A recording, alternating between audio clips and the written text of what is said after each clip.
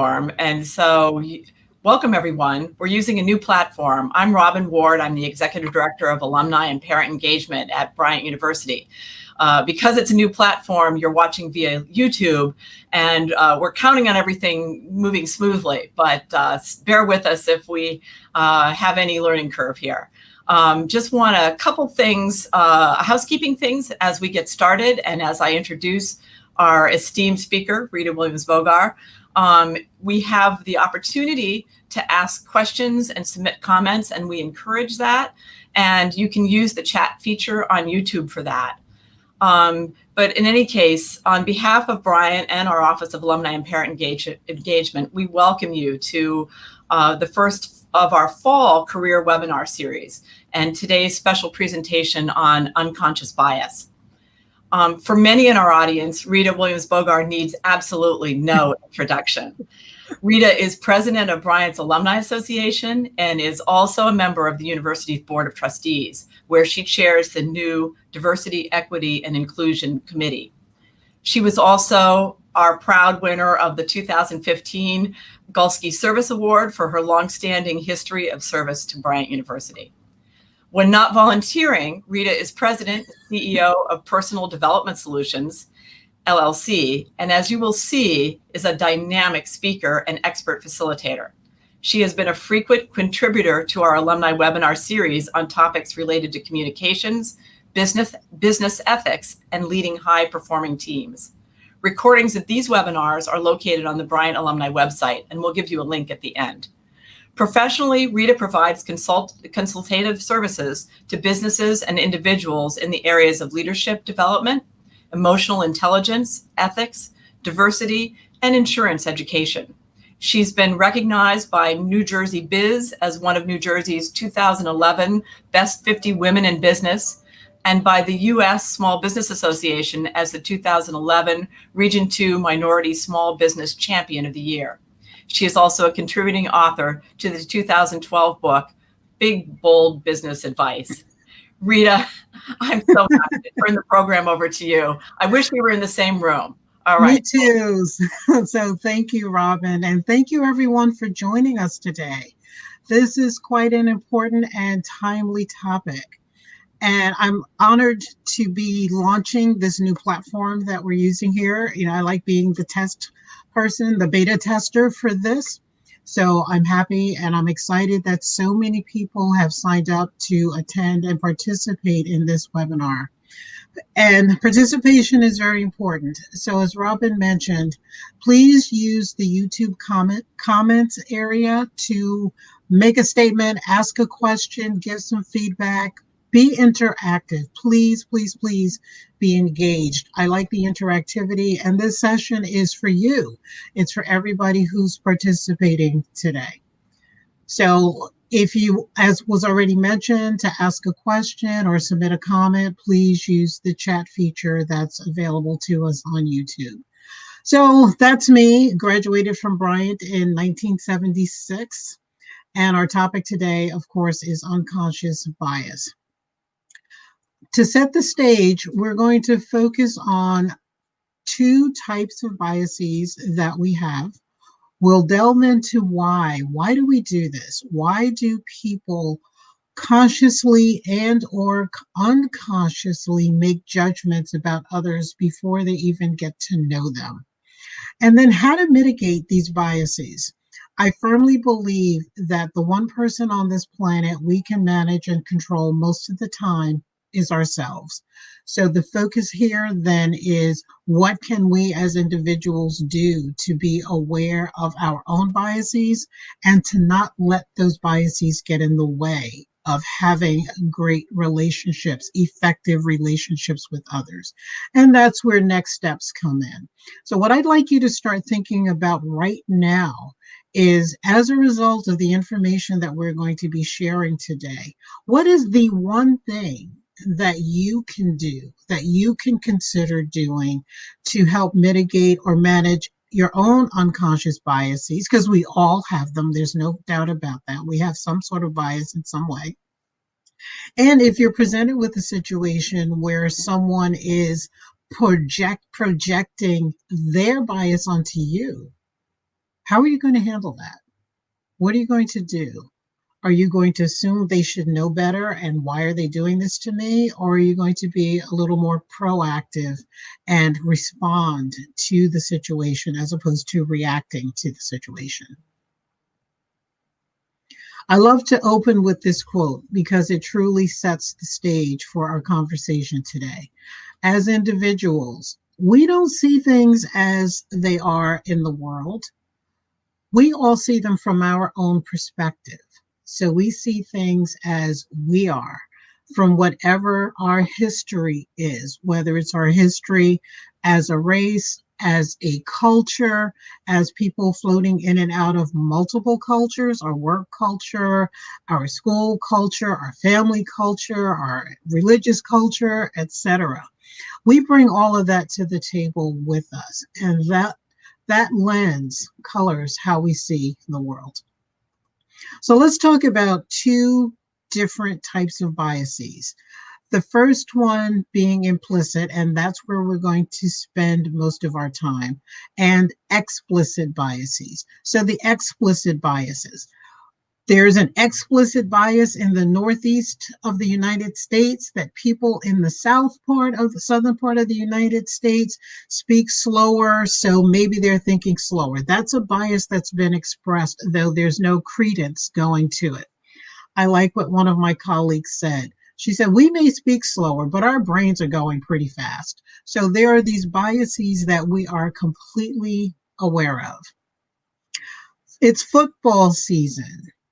So there may be biases towards or against a specific sporting team. Someone may say, well, my team is the New England Patriots. And someone else says, oh, no, I'm an NFC fan. So therefore, there's a predisposed bias there that we are aware of. Implicit biases are those that are unconscious, those that we may not be aware that we are portraying. And some of that too can come from what we have seen. Stereotypes can also come from conversations that our family members may have had with us, or conversations we have observed in the various communities in which we operate. So I'm going to show you a slide now that is very busy and very full, and that's intentional to give you some background on everything that can be going on in our heads with respect to biases. So let's work through this. So unconscious bias, what is it? So we're unintentionally or instinctively categorizing people and things, and we're not aware that we're doing it. Think about that. Before someone even opens their mouths, we're forming an opinion about them. Then they open their mouth and we're forming yet another opinion about them. And this is all happening in a matter of seconds. Our brains are fantastic computers in how they process information. Another, did you know there are over 150 types of biases? We have just an hour today, so we're not going to cover 150 biases, but we are going to cover about 11 of them. Why is it a flaw?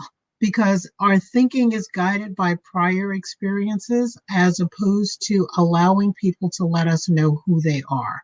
Instead of taking the time to let the person show you who they are and how they think, we're making these judgments about them. And of course, there's an impact on our work relationships, on our school relationships, on our familial relationships, on friendships even. These biases become problems when we let them get in the way of what we need to do, of getting to know people, getting to meet people, and giving them a chance. So some key steps on how to deal with them to set the stage again. First off, admit the fact and know that we do have them. There are people who say, oh, well, some of my friends are, you fill in the blank of what that is. People tend to do that as an excuse almost to say, well, I'm not biased, I'm not prejudiced because I have people in my life who look like this or fit this particular category. That in and of itself is a biased statement. No, we don't want to judge a whole group of people by the one friend we may have. And I would be curious to see in the comments how many people already relate to that sort of situation where they've heard, well, some of my best friends are, or you're so different from the others. A bias that I have faced personally are people have said to me, you speak so well. And the implication is for a Black person in New Jersey.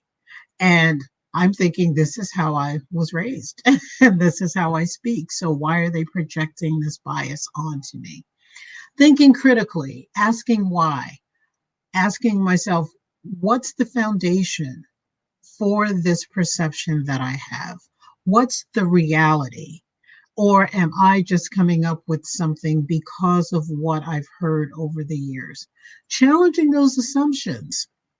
And when we're challenging assumptions of others, I'll give you some tools later on how to present your concerns when somebody may be expressing or portraying an unconscious bias towards you or towards others. Empathy, putting yourself in the other person's shoes, attempting to see things from the other person's perspective. One of the tools I like to use is the concept of best intention. I like to presume people's intentions are honorable until they show me otherwise. And yes, there are people who show you right away, and there are some people whose intentions you really don't see until later on.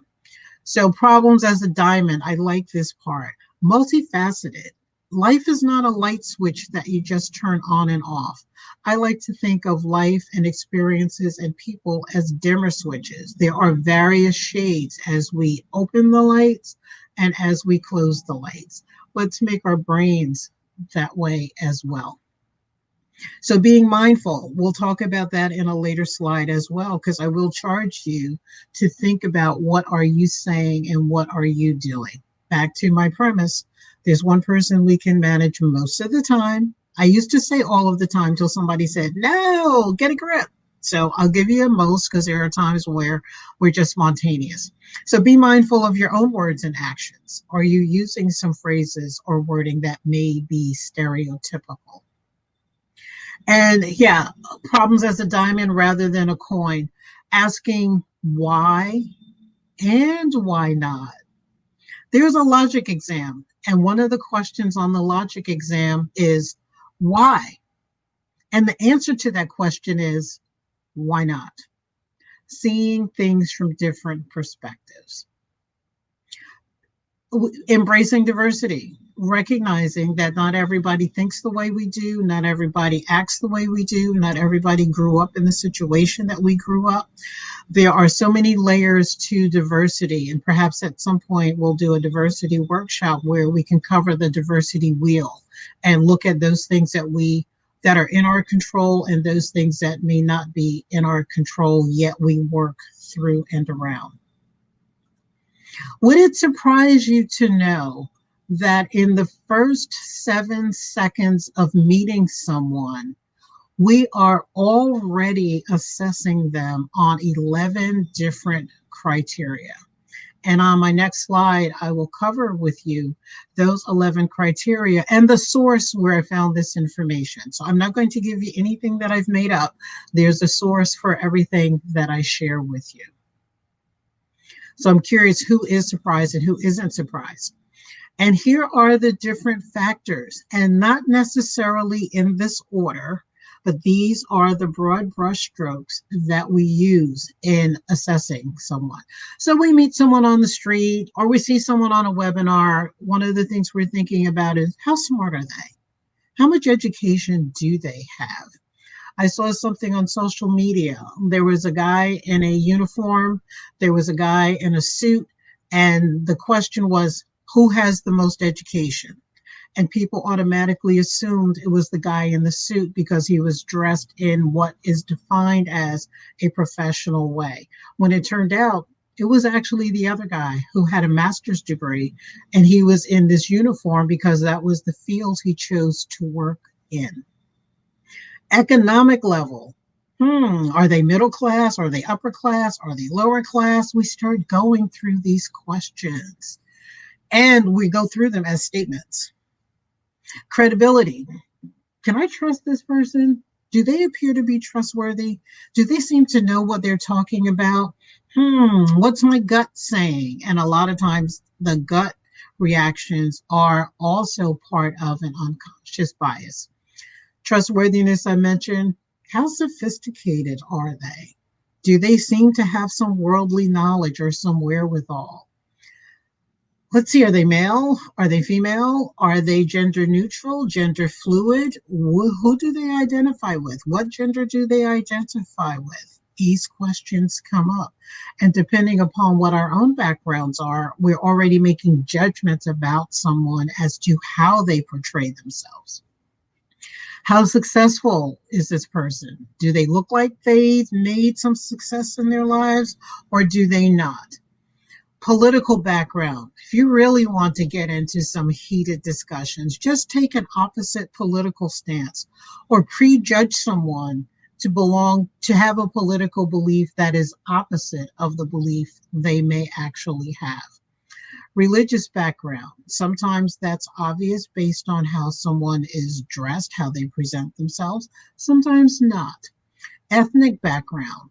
We can't always tell by looking at someone what ethnicity they may be. So we start guessing. And then these opinions are formulated based on the guess that we have. And then social, professional, sexual desirability. Am I going to like this person or not? So these factors, and I know we actually judge on more because I already talked about over 150 different types of biases. These are the ones that have been identified by Dr. Michael Solomon, who is a psychologist, and he chaired the marketing department of the Graduate School of Business of NYU. So for a moment, I would love to see in the chat how many of you have related to this, how many of you have seen it, experienced making some of these, using some of these. So what's been your experience with this? And I know it may take a moment for the chat to pop up, any comments to pop up in the chat. Great, yes. And if you're not seeing the stream, please refresh your screen just to make sure everything is coming through smoothly. And while you're thinking about posting some comments about that, I'm going to put another 2 questions up. Why do we find it so natural to make such quick judgments about people, even when we don't have anything to base them on? Why does that happen? Why are people so comfortable doing this? And then, of course, what has been your experience with unconscious bias? So I see a comment. Great. Thank you. I think all of us both relate to these biases, experience them being cast towards us, and even had moments when we realized we placed some of these biases on others. Yes. But experienced this and have made judgments with limited information. Thank you both for sharing that.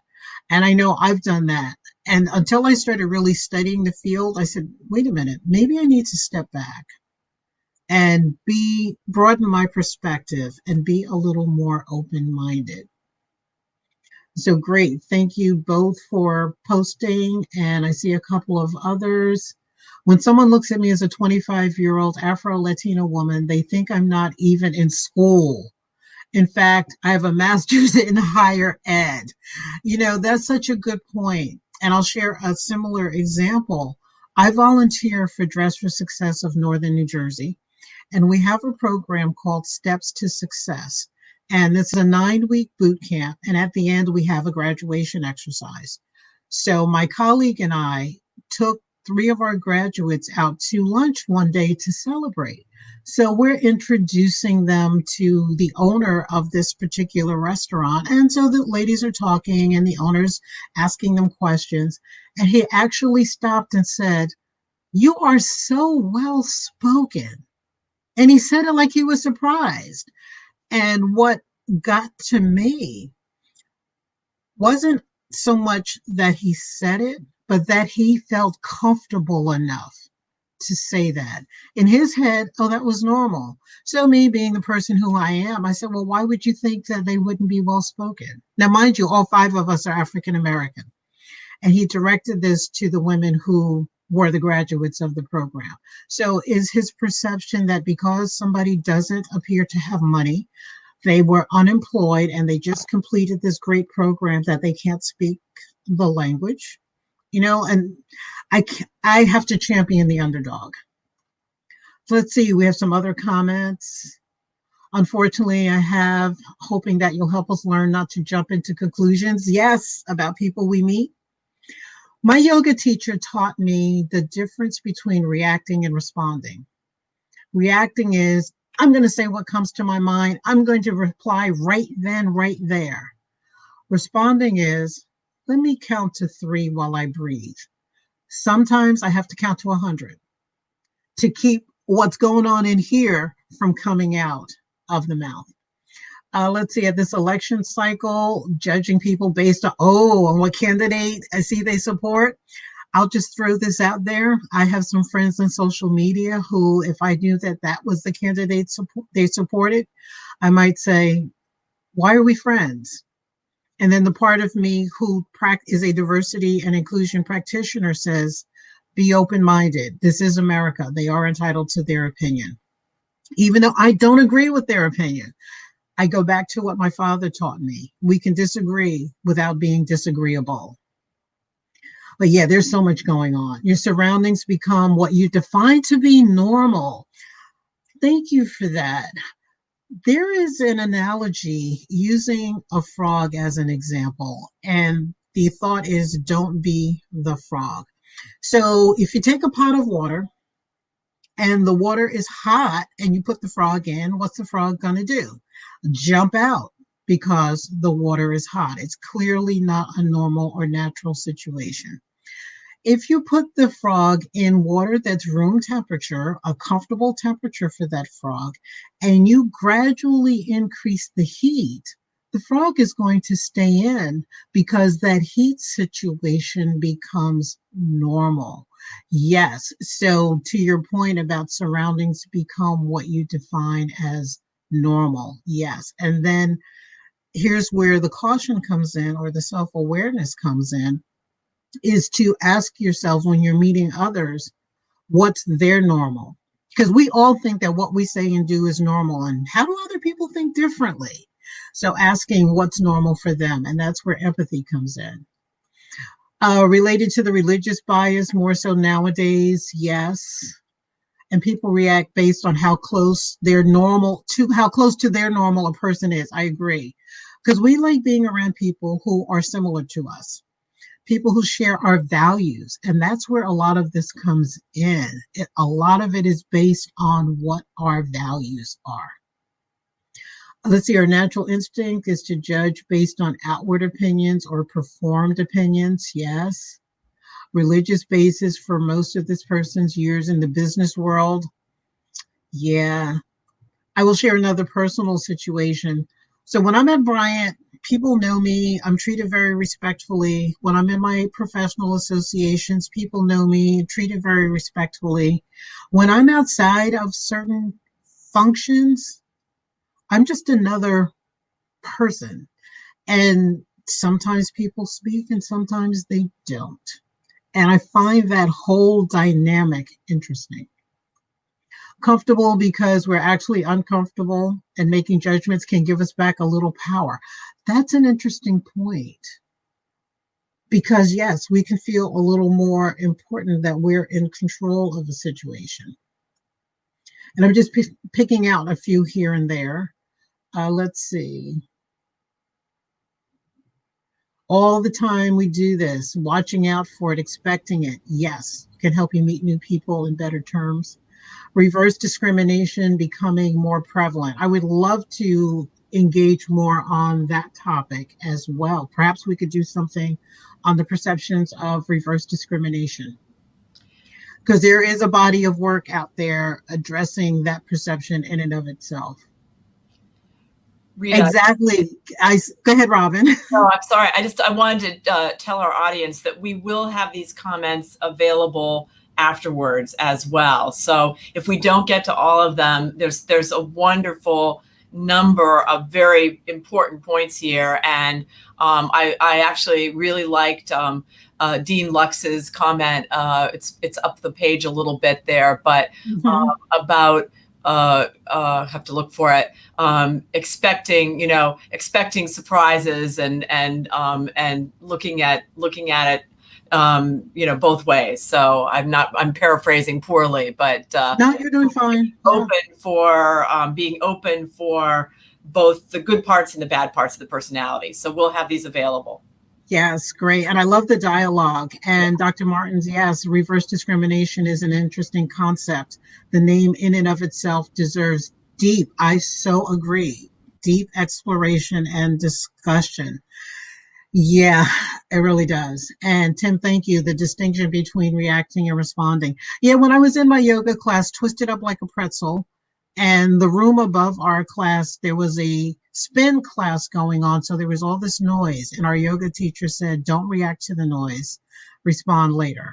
And so I'm sitting there all twisted up saying, well, what's the difference between reacting and responding? So she took the time to give us that education. And just as a brief digression, think of reacting and responding when you get one of those emails that makes you want to put your hands on your hips and say, who do you think you're writing to? How dare you say this to me? Reacting would be reply, type in all caps, and get your thought out. Responding is, let me put this aside and let me breathe, because the world's not going to stop if I don't answer this email at this very moment. And then you gather control of yourself, and then you respond to the individual. Or you don't respond, depending upon what the situation is. So these are 2 links that I am providing to you. There are 2 different tests, as it were, unconscious bias tests that are available online. And these links will also be provided in the comments area, so you don't have to worry about trying to click on the screen or copy and paste on the screen. What I am going to do is see if I can open up one of them and bring that over to the screen I'm sharing, just to give you an idea of what some of the questions are. If you can see the ad for the Journal of Accountancy, then you'll see the screen testing your knowledge. And Robin, is that what you're able to see? Not yet. No, we're still seeing the main screen. So okay, thank you. That helps. And what I will do is I will stop that screen and then I will share the next one. That's what I like about this.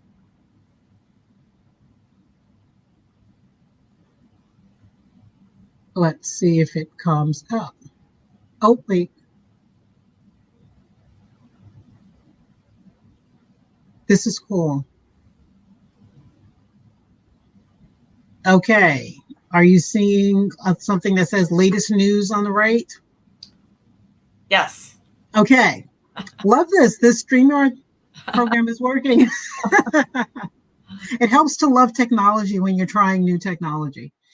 So there's this test, as it were. We're not going to go through all of the questions on there because I will provide the resource as was mentioned. So this one has 10 questions. So I've often wondered, how are you going to be able to make a determination in just 10 questions? So, and I'm not going to answer them because I'd have to answer and then click on. So the first one, yeah, that's pretty clear. Unconscious bias is a hidden preference or predisposition for or against something. And then there are 9 other questions.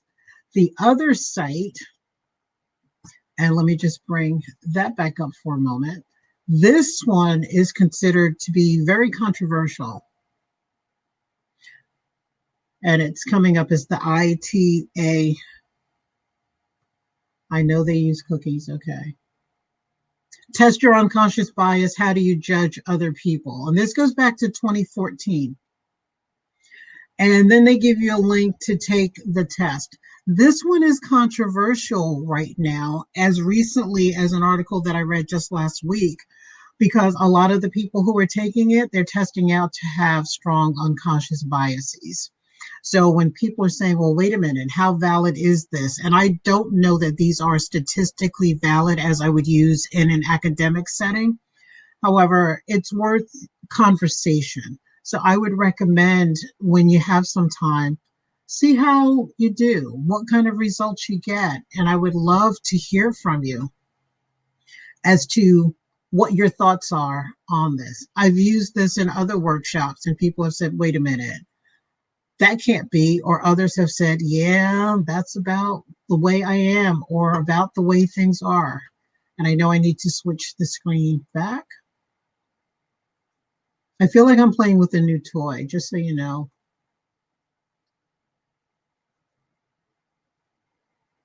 Here we go. And let's look at some of the comments that are in here.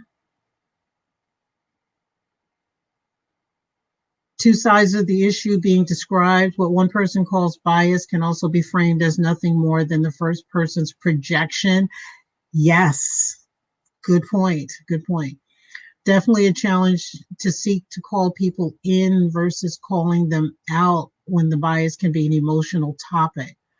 I like that phrasing, Kayla, calling people in rather than calling people out, because what's happened too, the term calling someone out has now become such a term that people associate it with a very strong emotional response. I'm going to call you out in front of everybody else, which is so not appropriate.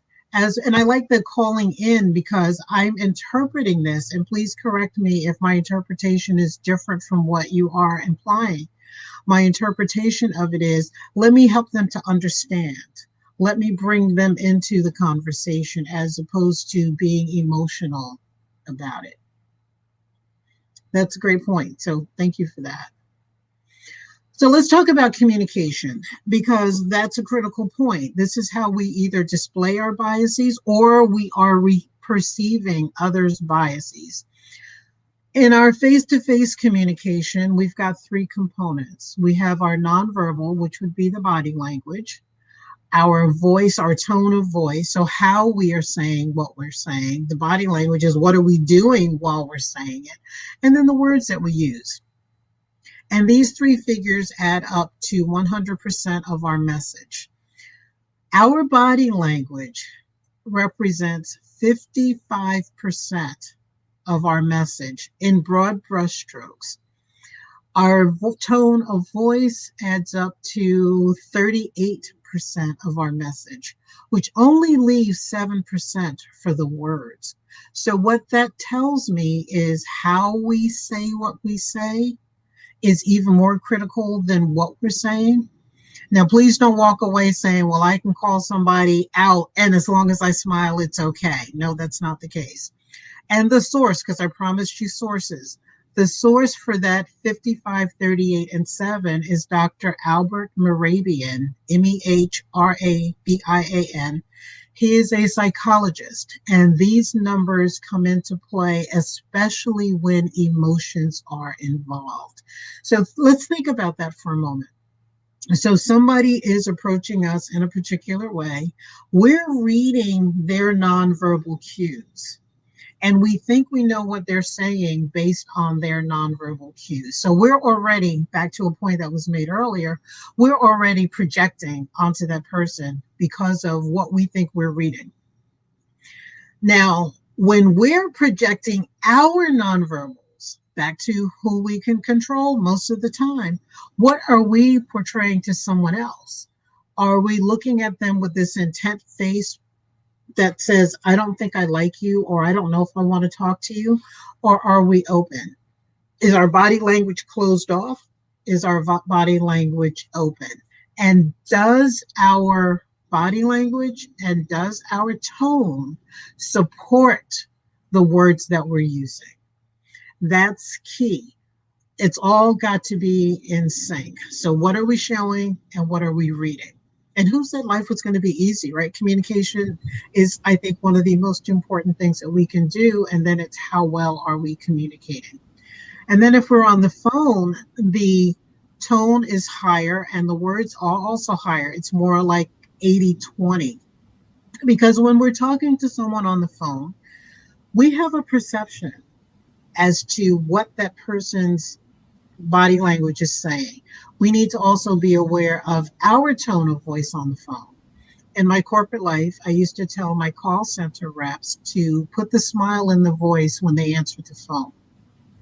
When we smile, we actually feel better as well. So that's a way of let me stop and let me be more positive in my approach with others. Rita, I hope they do this study now with Zoom, because we have a third sort of piece of the pie. We're no longer face to face for the most part. We're not just on the phone, but we can't read that body language very well. Exactly. Yeah. And thank you for that, Robin. And what I've noticed, because I've been doing Zoom and WebEx and GoToMeeting and now StreamYard and Teams, we tend to exaggerate our body language because we're doing everything with technology. I've seen people, they're going like this because, oh my goodness, I need to make sure you know I'm saying hello, you know I'm smiling. And when somebody is not, let's say they're just relaxed, because I see this in my workshops all the time. Somebody is logged on and they're relaxed. They don't have a conscious smile on their face, and it looks like they're upset. So we're interpreting back to inference and implication and projection. We're projecting what we think they're feeling on them, because not everybody has that training. And that may be a webinar too. You know, I get all these ideas, Robin. We'll sign you up. We'll sign you up. Yeah, I have a Zoom etiquette webinar that I'm actually doing for a nonprofit. So let's see. Great exercise. Thank you, Dr. Amir. Appreciate that. And Kayla, thank you. Good. And Kayla, I will cite you the next few times I do this. After that, I'm going to claim ownership of it, just so you know. Trying to remember times when I've experienced bias. Oh, yeah, bias against history. Yeah. Travel, that's an interesting one. I would love to talk to you more about that, Dean Lux, about what you've experienced from a travel perspective. For me, when I went to China on the alumni trip, that's when so much was pronounced because, quite frankly, there are no Black people in China, very few, and people were following me all over the place and taking my picture. The first couple of days, I felt, wow, this must be what it's like to have paparazzi. By the third day, I'm thinking, all right, enough already. I'm on vacation. And I had to manage my reactions because I remembered I'm representing my race and I'm representing the United States of America, because I might be the only Black person you ever meet from the US. So I couldn't go, get away from me. So what I started doing was every time somebody would take a picture of me, I'd pull out my camera and take a picture of them as well. I'm looking at counting the times that people ask what you do for a living. Yeah. You know, when somebody wants to know about me, I would love for them to ask questions other than, what do you do? How about, what are you passionate about? Here are some strategies for success. So when you're faced with a potential situation where somebody may be projecting onto you or you're interpreting, step back and look at the situation, because what happens is we react instead of respond. So let's talk about the responding. What actually happened? What did that person say or do to cause me to feel they're projecting onto me? What did I say or do that caused that person to react the way they did? Because remember, not everybody had the benefit of being in this workshop, so they're doing whatever it is they normally do. How did I read their nonverbals? What nonverbals did I project? What else could have happened? Was there a lot of noise? Were there other people around? Did somebody call somebody out instead of calling them in? I'm going to be using that a lot. I really like that. And then what could have been misinterpreted? I'll use another example. So in India, depending on where you are in the country, when somebody is saying yes to you, the head is going side to side or like this. In the US, when somebody is saying yes, the head is nodding up and down. Somebody from India is agreeing with you, and they're shaking their head, you could be misinterpreting that, saying, why are you disagreeing? In fact, one of my students in my public speaking workshop was having that situation. I was talking about things we need to do from a nonverbal cue perspective, and he was shaking his head, and my immediate thought was, he's not agreeing. Then I said, wait a minute, he is saying yes. It takes a moment to think about it. And so when we played this out a little more, he was telling me how he was having so many challenges at work with his immediate supervisor because his supervisor kept saying, why are you disagreeing with me? And he's saying, I am agreeing with you. So it takes time on both sides. So it's important for him to say, this is what I'm doing while I'm learning to adapt to how things are here in the US. Here's what this means when I do that. Make it a teachable moment for the other person. And then that's part of developing the action plan for your next steps. So the next slide, and I'm just checking, Robin, if you see anything that gets posted, please let me know, because now my slides are blocking the chat.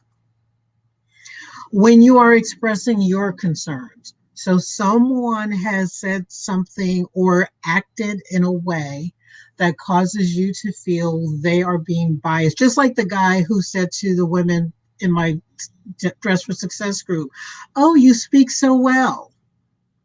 I did have to breathe before I responded to him. Avoiding the language of absolutes. You know, you never talk to me respectfully, or you always go off on people. Always, never, those are absolutes. And people are rarely always or never. Ambiguous labels. You know, that doesn't seem right. Well, what does that mean? How clearly can you state what it is you want to see done differently or the impact? Please don't exaggerate. And that goes with all the absolutes as well, because you're always talking about this. And every time you say these things to me, this is how I feel. The I perspective. I would appreciate it when we meet each other. You do not use this term or this language or address me in that way. Specific examples. I can't tell you how many times somebody has said either to me or I have observed it, well, I don't like the way so-and-so is treating me. What is it they're doing? Well, I don't know. I just don't like the way they're treating me. Give somebody something to work with. What is the behavior that you're seeing? Asking for feedback, meaning if I am sharing with you how I perceive someone to be treating me, that I perceive you to be treating me in a way that's not acceptable to me. After I've made my statement using my I phraseology, when you don't look me in the eye, I have the impression that you're disrespecting me. Have I made my concern clear? That open-ended question is where I'm asking for feedback. And then I can find out based on that, maybe they're not looking me in the eye because they come from a country where you don't look someone in the eye if they're older than you. In the US, we tend to get our hands on our hips and we get perturbed if somebody's not making eye contact with us. Well, depending upon the person's culture that they are from or affiliate with, that may be actually a sign of respect. And securing mutual understanding. So let's make sure we're on the same page before we leave, so I can understand your perspective, you can understand mine, and that's where the goodwill comes in. It's not a personal attack. It's a situation that you would like to see change and behavior you'd like to see change. From internally, behavior that we may need to change in ourselves. Somebody comes to you and says, you know, when you don't look me in the eye, I feel like you're disrespecting me. Please resist the urge to get defensive. Remember, not everybody has learned how to use I statements. So they may come at you and it'll feel like they're coming at you. Well, you never pay the right attention to me, or you never. Because when people start out with you, we automatically feel accused and we feel we have to defend ourselves. This is the time to respond rather than react. Please breathe. Please count. There's a thing called pause, breathe, ask, and then respond. It's called the power of the pause. And truly listen, hear what their message is, because not everybody knows how to convey their messages appropriately. Staying open minded. Maybe I didn't portray myself correctly to that person. Maybe I did project something because I'm not perfect. And I like to keep that in mind because I haven't met the perfect person yet. I've met people who think they are, but I haven't met the perfect person. And I know I'm not that person. If they don't give you examples, please ask for them. Please give me an example of a time when I said or did X and how that impacted you. That also, by taking that neutral position, it also helps the other person to start to de-escalate and feel a little calmer as well. Acknowledge the feedback, thanking them, acknowledging the valid points. Thank you for bringing that to my attention. I wasn't aware of this behavior. An example I will use from my corporate life. One day I was walking down the hall at the company where I used to work, and I'm focused on the next 20 things I have to do. So the brain is always going, all right, I need to be here. I've got this meeting, need to prep for this, need to do that. And somebody said to me, why are you so angry? And I'm standing there thinking, what? What do you mean? Why am I angry? Well, Rita, you look like you're mad at the world. I was totally unaware that I had that face, which I'm not going to use the terms to express because this is being recorded. But I didn't know. So I had to make a conscious effort. Thank you for letting me know because I didn't want to turn people off. I'm the leader of this organization. I need to be approachable. So great. I knew then, all right, there's something else I need to do, not have that tight face when I'm focused, but a more relaxed face. And a bit of trivia for you. There is a smile, a genuine smile, that when it reaches the eyes, there's actually a name for that smile. And that smile is called the Duchenne smile. If you want to know more, watch Amy Cuddy's TED Talk on power poses. Yeah, Dr. Cuddy is great. Yeah, we'll have some follow-up for our listeners today. We have everybody signed up, so we have emails for people, and we'll be able to send out some of these links and some of these recommendations. Rita, you're still not seeing the chat, right? I am now. Yes, I am now. I moved this now. Yeah, one. we had some very nice feedback. Rita and I were in China together, so we remember some of the responses from people, just to our whole group in general. It was in 2008 that we went, so it was 12 years ago.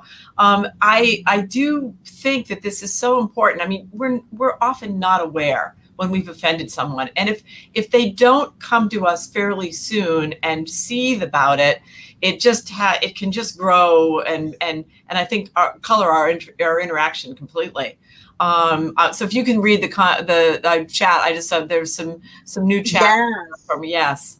Oh, I like this one from Kelsey. I'm going to jump on this because I'm also thinking about something an actor said. So Kelsey mentions, I had a friend who was blonde and she recalled a similar experience in some parts of China. People were taking pictures of her thinking it was Taylor Swift just because she was blonde. One of the women on our trip, one of the other alumni, same thing. She was blonde-haired, blue-eyed, 6 feet tall, very Nordic looking. I'm convinced that both of us were on people's walls with all the pictures that were being taken. And David, our naturally blonde oldest daughter, started to dye her hair red when she was 16 because she wanted to be an engineer and didn't want folks looking at her as a dumb blonde. There was an actress, the late Lonnie Anderson. She was actually a brunette. Or maybe it was Jane Mansfield. I forgot. I saw this interview, a replay of an interview back in the day. And she said when she dyed her hair blonde, everybody acted like her brain had just vanished. She was the same person, just a different hair color. And then wanting to be seen as a hot-tempered redhead. So already there's a stereotype. And when I do the full course, because I'm taking a 6-hour course and giving you the hour highlights, one of the things I do is I bring up different terms and asks the group, What are the things that come to mind when you see this? And redhead happens to be one of those. Great. Let's see. Erica comes from knowledge and experience, and they are difficult or uncomfortable conversations. Yes. In my gym, I'll be glad when it's open again. They just started reopening. There is a quote on the wall in one of the rooms that said, "That which doesn't challenge you won't change you." It is very easy to stay comfortable. It is so easy to keep doing what we've always done. But how effective is that? Do we really grow if we don't challenge ourselves? Open, respectful, kind, and direct communication. Yes. And kind is a key word in there, kind and respectful with direct, because there are some people who are very direct and they're very cutting. So kind, yes, being aware. Great. When it comes to your own actions, so these are questions to think about for managing your own biases, unconscious biases, and it connects to the earlier slide I had. So what are some things that you're doing? Are you actively pausing to suspend that prejudgment that we all do? There was a time when prejudgment was necessary for our survival. Is this friend or is this foe? There's plenty of that information in the literature about how we evolved. Well, I need to understand more people. We live in a very diverse world. We all interact. Our world has become smaller, metaphorically speaking, since we can access so much and so many through technology. So, what are you doing? Are you meeting other people? For those who practice religiously, do you, by some chance, sit in on another house of worship? And during this quarantine, this is a perfect opportunity. It's something I've actually been doing. All of the churches and temples and such, they've all got a Zoom link or a website. I've been going on to the different websites to say, well, let me see what this group preaches or espouses. What's their philosophy so that I can learn more about them? Perfect time. Because maybe you're not comfortable going in the building. Okay. No excuse now. There's Zoom and WebEx and such. What am I reading? Am I actively meeting people? For those of us who love to travel, do you stick with the tour or do you look to meet the locals and find out as best you can what is life like for them? One place on this planet where I was not able to get that question is China, because people can be made to disappear if they answer honestly. So, what steps have I taken to get to know people for who they are, not who I think they are, not who I'm interpreting them to be? What questions am I asking? What observations am I making based on the situation someone is in? And then what's my next step to carry this further, to enhance my knowledge? And thank you. Thank you for the feedback. I'm glad to see such good feedback on here. Very, very helpful. And with that, here's a question. I said I'm going to ask, what are you going to do differently? What are you going to change in what you do? How are you going to become more aware of your biases? What are some things that you can do? And I'm happy to read if anyone makes comments. And Raymond, yes, we're living in this COVID world. It's hard to take facial cues because we've all got masks on. One of my friends was in the bank and she said to the teller, "I hope you know I'm smiling at you. I'm trying to do it with my eyes because you can't see anything from here down." Yeah. Oh, yeah. Engaging, trying to gauge the students. That's a very good point. Very good point. So great. What are you going to do next? What are you going to do differently? And while folks are thinking about that, I know we're just about at the top of the hour. So I do want to promote the upcoming events at Bryant or Robin. I didn't know if you wanted to take over from Either this one of point. us can. I guess I'll be happy to, Rita. I've learned so much. I'm going to be thinking about this and trying to do my homework. The Alumni Association has been reading Talking to Strangers in our book club. So I thought of that earlier on when you make these instant, you think you can trust someone and you can't, and it's all fascinating. There's just so much literature. So we will follow up in our thank you email to everyone with some of these links just so you have them handy. But right now, on behalf of all of us, Rita, I can't thank you enough for your passion and your insight into this area. You've got us all thinking. Some of the things that we're doing, this has been a sea change for all of us. And so the alumni office, which is normally out, hugging and meeting people in person, is working as closely as we can with our faculty and our student clubs and organizations and alumni like Rita to bring as much content as we can to you. And, we've done everything from wine tasting in Tuscany to beer tasting and some other fun things, but we also are doing a lot of in-depth programs. So these are some of them coming up. We've worked with the honors program. And what we're doing with our students and faculty, we're also able to bring to alumni because it's virtual. We are operating with no boundaries right now. So it's really a wonderful opportunity for us to show you the talents that we have among our alumni and in our community here at Bryant. And I've been using my hands a lot more since I'm on Zoom. I hadn't really thought about that. Here are just a few of our upcoming programs. Our alumni.bryant.edu website has everything. So I invite you to visit that. And I think that might be the next slide, Rita. Yes, I'm clicking there.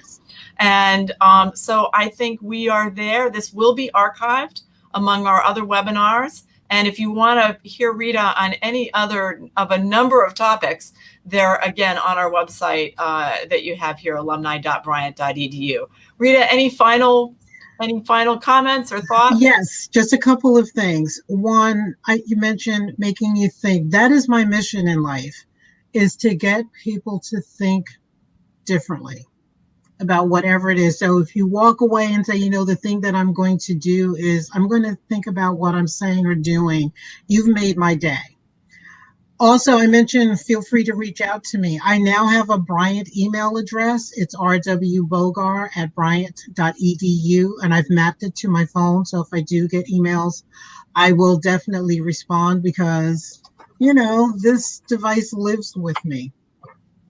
So please stay engaged. If there are other topics that you'd like to see or think we should host a webinar on, please let us know. And a brief plug about the Trustees Committee on Diversity, Equity, and Inclusion. There'll be another announcement coming out. I've set up an email address for that committee as well. So if there are things you'd like us to know from a trustee perspective, there will be an email address where we can be reached as well. And so thank you all for participating. Thank you all for being so supportive. And I wish everyone the best. Thank you.